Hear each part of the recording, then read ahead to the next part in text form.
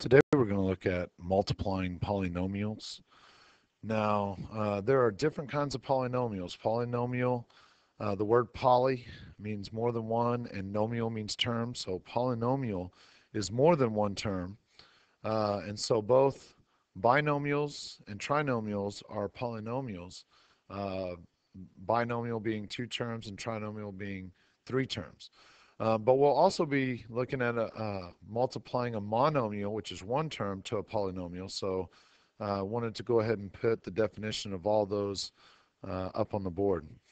So we're going to be looking at multiplying these today. And we're going to start with this problem right here. Now, I wrote this problem down twice.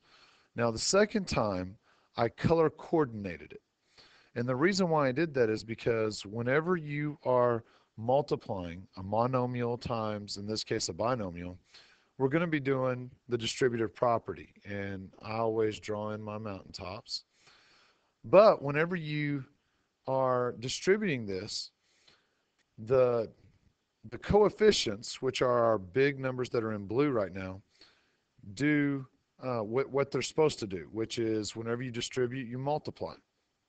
But the exponents, if you know the rules of exponents, when you multiply, you actually add the exponents. And so the numbers in blue, which are our coefficients, while they actually multiply, the numbers in red, the exponents, they will actually add.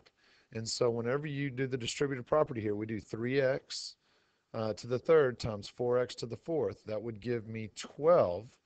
So 3 times 4 is 12. X to the seventh, because we add the 3 and the 4. And then I need to do the second mountaintop of my distributive property. So I would do 3 times negative 2 to give me a negative 6. And then the x to the third times x squared, we actually add the exponents, and it gives me x to the fifth. Now, you cannot combine these two because they're not like terms. So once you finish doing that right there, you're done. Okay, this is your answer right here. And it's not that it's necessarily difficult, but you have to understand that the coefficients, which are your bigger numbers, and the exponents, which are the smaller numbers, are operating on two different sets of rules, and you need to know both of those rules. Okay, so the next one, we have a monomial, which is the 2x multiplied to a trinomial. So we're still going to distribute, but because it's a trinomial, you're doing 3 mountaintops. And so when you multiply these, the 2x, the x has an understood 1 right here. There's an understood 1. And so we multiply the coefficients. 2 times negative 3 gives me negative 6. And then when you multiply x to the first times x squared, you add the exponents, and it becomes x to the third. Then we'll go to the second mountaintop. 2x times x would give me a positive 2 times, there's an understood 1 there, 2, and then x to the first times x to the first gives me x squared. And then the last mountaintop, 2x times a negative 5, 2 times negative 5 gives me a negative 10. And then all we have is that 1x, so I'm just going to bring it down right there. And once again, you cannot combine these because the exponents are all different, and so they're not like terms. And this is your answer right here. So once again, it's not necessarily difficult, but you got to keep those rules separated. Okay, now we're going to look at multiplying binomials. And we have two binomials that we're going to be multiplying to each other. And we use a special method to do this. We call this method FOIL. Now, FOIL, the F stands for first, then outside, inside, and last.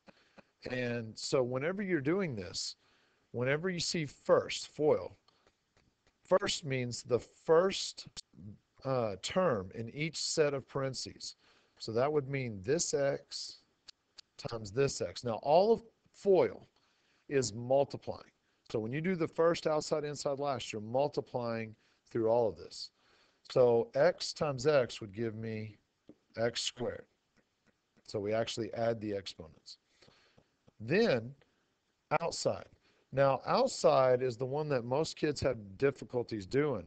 But if you were to bring your hands together, coming in this direction, which two would you hit first? You would hit the x and the 3. Why would you hit them first? Because they're on the outside.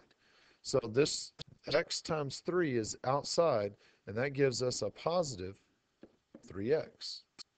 Now, usually when you figure out outside, inside's a lot easier. Inside would obviously have to be 2 times x, which would give me a positive 2x. Okay, and then last, well, if first was the first one in each set of parentheses, last is the last two.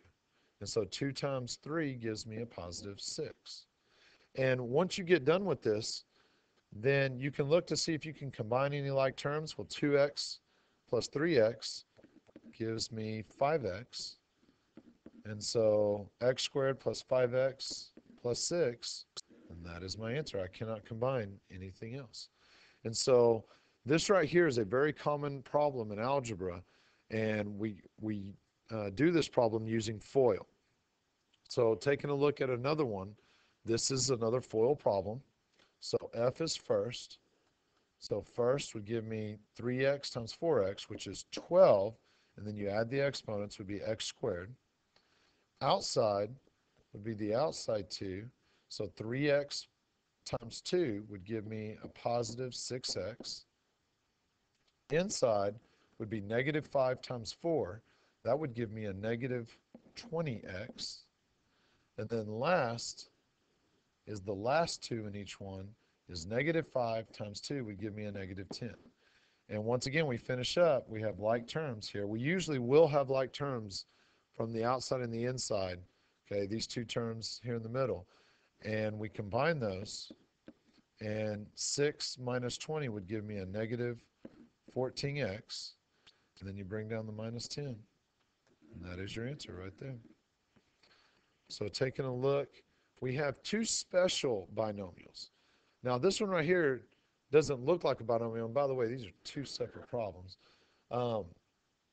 But this right here doesn't look like a binomial.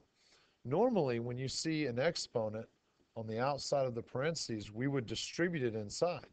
But you are not allowed to distribute exponents when there's a plus or a minus sign inside the parentheses. So when you have squared, you're actually going to write this down twice.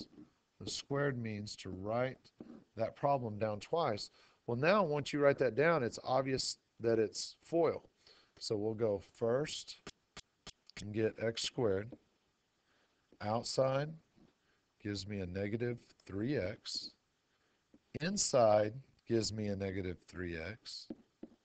And last, negative 3 times negative 3 is a positive 9. Once again, we'll combine the middle and get x squared minus 6x plus 9. And that is my final answer. Okay, just to give you another example of the same thing that we were talking about, we've got a squared here, so that means to write this down twice. I cannot distribute it because there's a plus sign inside the parentheses. So we write that down twice, and once we write it down twice, pretty easy to see that this is FOIL. So this becomes 2x times 2x, which is 4x squared. And then 2x times 1 gives me a positive 2x. 2x times 1 on the inside gives me a positive 2x. And then last is 1 times 1, which is just plus 1. Combine your middle, and we have 4x squared plus 4x when we combine the middle, and then bring down the 1. And that is your answer. Now this is the first of the two special binomials. So anytime that you have an exponent on the outside of parentheses and there's a plus or minus sign in there, we have to write it down. In this case, squared means to write it down twice, and we're allowed to do FOIL. Now there's another special one, and once again, this is two separate problems. And when you look at these two, you'll notice they're the exact same thing, except one has a plus and one has a minus. Now you can still work this out through using FOIL, and you will get the right answer. But whenever you do the outside and the inside, notice that the outside gives you 5x, and then the inside, I'm sorry, the outside gives you a negative 5x, and the inside gives you a positive 5x. Well, what happens with the positive 5x and the negative 5x is they cancel out. So what we do is we say, well, anytime that they look exactly the same, except for one has a plus and one has a minus, you don't have to do the outside and the inside. You only have to do first, which gives you x squared, and last, which gives you a minus 25. And that's it. That's your answer. The outside and the inside, we know are going to cancel themselves out. Now, if you don't know this little trick, that's okay. There's nothing wrong with that. You can still just go through FOIL. The outside and inside will cancel themselves out, and you'll still get this answer. This is just a quicker way to work this special one.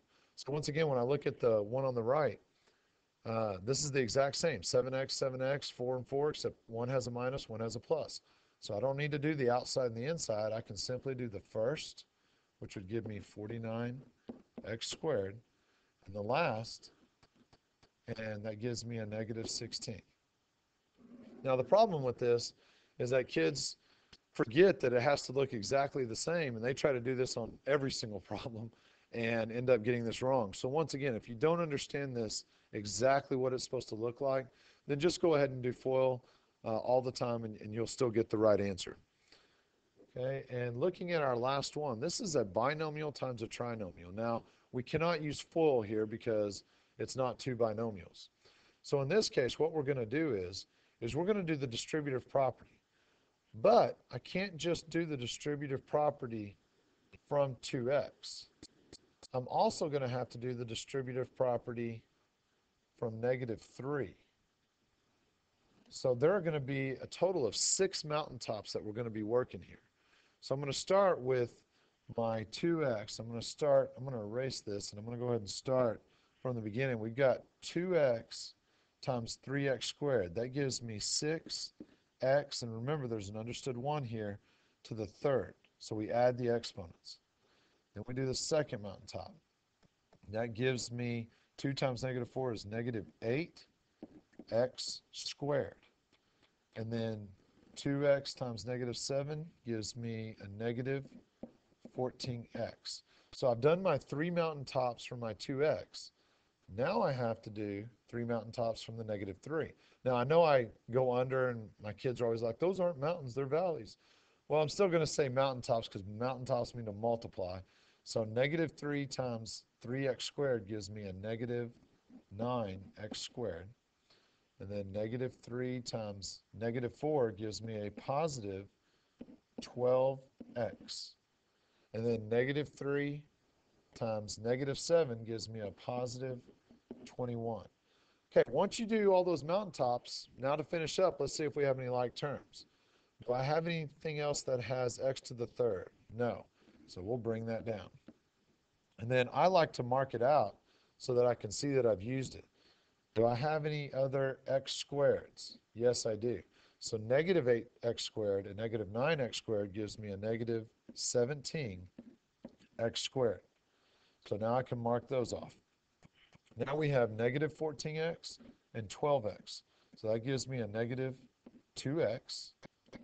And then the only thing I have left is that plus 21, and it doesn't combine with anything. So I bring that down, and that is the answer to our problem.